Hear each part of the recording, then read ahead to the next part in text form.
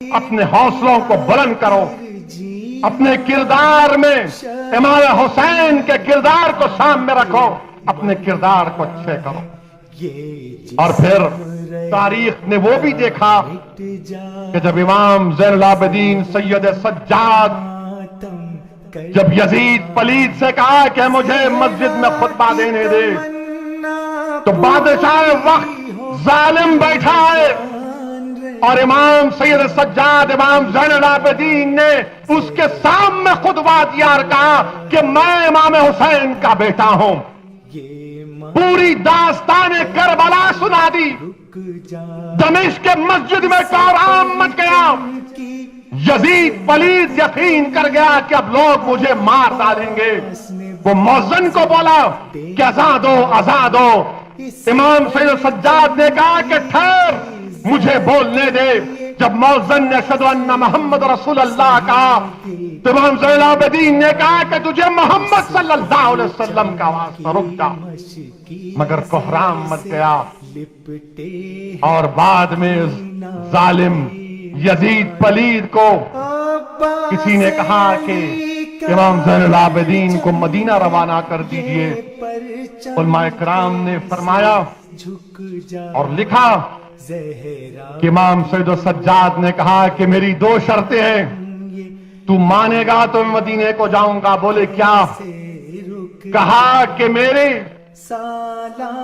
دادی کی شال ہے فاطمہ کی جو تیرے ظالموں نے مجھ سے چھین لیا، مجھے واپس کرنا، اور میرے والد امام حسین کا سر مجھے دے دے۔ میرے عزیز دوستوں اور بزرگوں، امام زین العابدین مدینے کو گئے اور واقعات میں آیا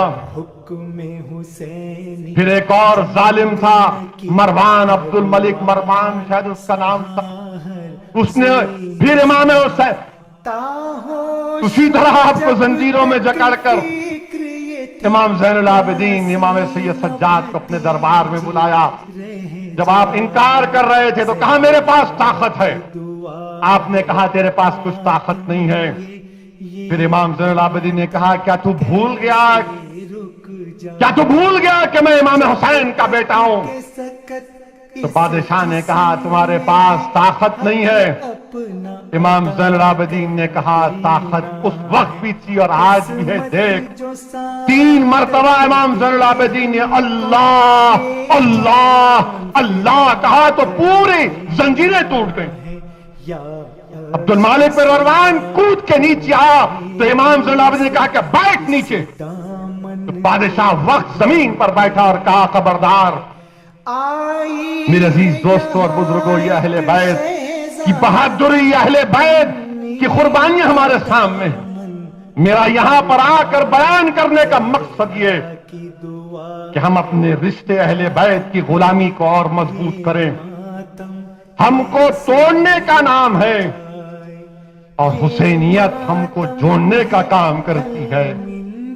یزیدیت قوم کی امانت کو لوٹنے کا نام ہے، حسینیت قوم کی امانت کو بچانے کا نام ہے۔ یزیدیت اسلام کے حدودوں کو مٹانے کا نام ہے، حسینیت اسلام کے دیواروں کو اٹھانے کا نام ہے۔ یزیدیت امن کی دشمن ہے، حسینیت امن کا پیغام ہے۔ یزیدیت اندھیرا ہے، حسینیت روشنی ہے۔ میرے عزیز دوستوں اور بزرگوں، یہ پیغام کربلا ہے کہ ڈرنے اور گھبرانے کی ضرورت نہیں ہے، اپنے ہمت اور حوصلے کو بلند رکھو۔ اور اگر کوئی تم سے یہ کہے کہ یہ 72 تھے، وہ 20,000 تھے، کیسی تم کہتے ہو کہ تم کو کامیابی مل گئی؟ تو ان دیوانوں سے کہنا، ان پاگلوں سے کہنا کہ درس کربلا یہ ہے کہ حق کی سربلندی کے لیے امام حسین نے ہم کو سکھایا، اہل بیت نے ہم کو یہ سکھایا کہ ہم اپنا سب کچھ قربان کر دیں گے، اور حق کی سربلندی کی جب بات آئے گی تو یہ نہیں دیکھیں گے کہ صرف مسلمان کا فائدہ ہے، ہم یہ دیکھیں گے اگر انسانیت ختم ہو رہی ہے اور باطل غلبہ حاصل کر رہا ہے تو انسانیت کو بچانے کے لیے ہم حق کی سربلندی کے لیے اپنی جانوں کو قربان کرتے ہیں۔ میرے عزیز دوستوں اور بزرگوں، اسی لیے کہہ رہا ہوں کہ ڈرنے اور گھبرانے کی ضرورت نہیں ہے، ڈرنے اور گھبرانے کی ضرورت نہیں ہے، اپنے ہمت اور حوصلے کو بلند رکھو۔ جب یزید کیسے مرا یزید معلوم آپ کو؟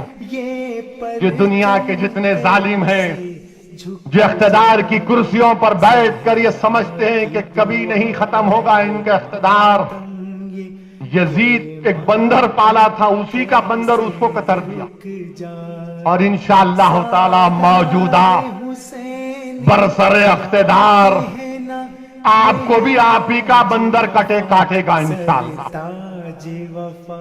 یہ جو بندر آپ ہمارے طرف چھوڑ رہے ہیں نا، ارے ہم تو حسینیت کا پرچم لیے بھاگ رہے ہیں، مقابلہ کر رہے ہیں، ہم تو حسین کے غلام ہیں۔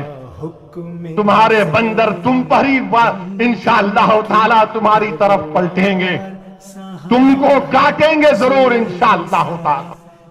تمہارا خاتمہ تمہارے بندروں کی ان حرکتوں سے ہوگا انشاءاللہ۔ میرے عزیز دوستوں اور بزرگوں، امام زین العابدین